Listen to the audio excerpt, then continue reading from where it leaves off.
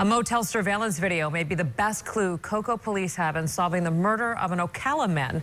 The victim's body was discovered at the Dixie Motel after he missed his checkout time. Channel 9's Melanie Holt is live at the Dixie Motel on Forest Avenue in Cocoa.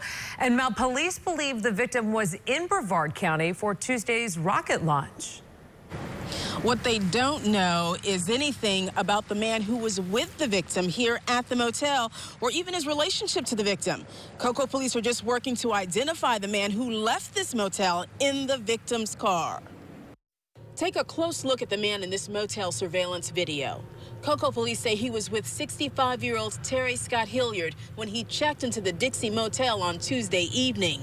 Wednesday morning, Hilliard's body was discovered in room 216. And now investigators need to speak with this still unidentified man. Definitely call the police. I'd definitely be one of the first ones to call the police. Pastor Jerome Dukes' church is near the Dixie Motel. He was unaware of the homicide this afternoon, but told me his prayers go out to the victim's family. Hilliard's wife told police her husband was in Brevard County for Tuesday's rocket launch, but he never made it back to his Ocala home.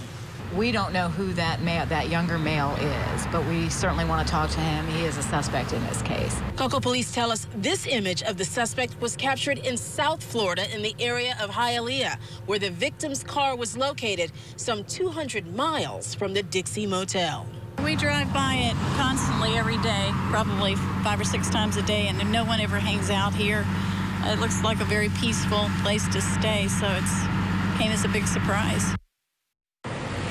Cocoa police are working with investigators in South Florida to try to retrieve some additional images of the suspect that will be circulated there as well. We're live here in Cocoa. Melanie Holt, Channel 9 Eyewitness News.